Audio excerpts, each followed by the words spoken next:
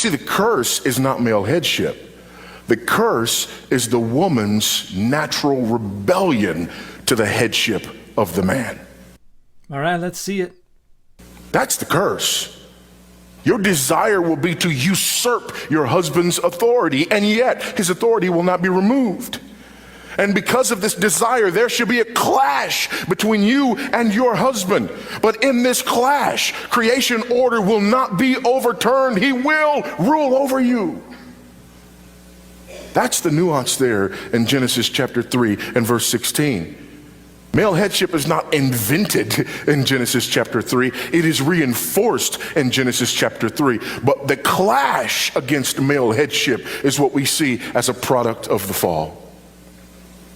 So this is just an attempt to renegotiate what's going on in Genesis 3:16 so that Eve's subordination to Adam is not interpreted as a part of the curse against Eve. Because if it's a part of the curse against Eve, then it is a product of the fall, then it is something that we should be working to overcome and that will be overcome in the eternities.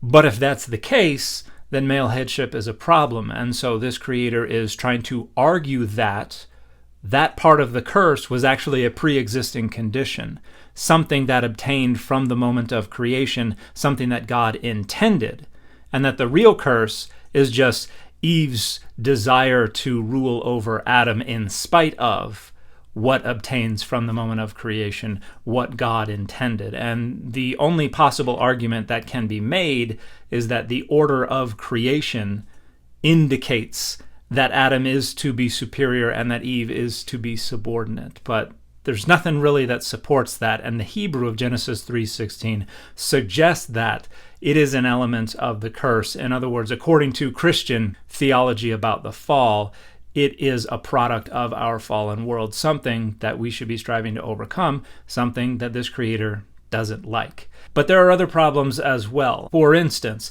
this story is part of the earlier creation account, and the priestly creation account that we see from Genesis 1:1 to Genesis 2:4a is a later creation account that was written to correct and supersede and replace the earlier creation account. And the priestly creation account says nothing about anyone being subordinate to anyone else because of their sex. So this is something that is considered outdated already when Genesis 1 was being written. Additionally, what the Bible says about these hierarchies doesn't really have any authority today unless we choose to give it authority, because elsewhere in the Bible there are lots of claims about hierarchies between the nation of Israel and other nations, and particularly about enslaving other nations. But because most of humanity decided a long time ago that we didn't like that kind of hierarchization of humanity that is inherent in enslavement, that we were rejecting that.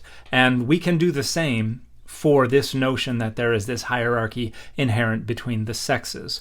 Those who choose not to are choosing not to because they find value in maintaining it, and usually because they like the identity marker and the access to power and resources that asserting that identity marker facilitates. And so it's just pure and simple misogyny that compels one to try to argue for why we should still be subordinating women to men in churches, within marriages, within society today, based on this strained misreading of this one passage from a text that was written thousands of years ago and then was replaced by another text thousands of years ago.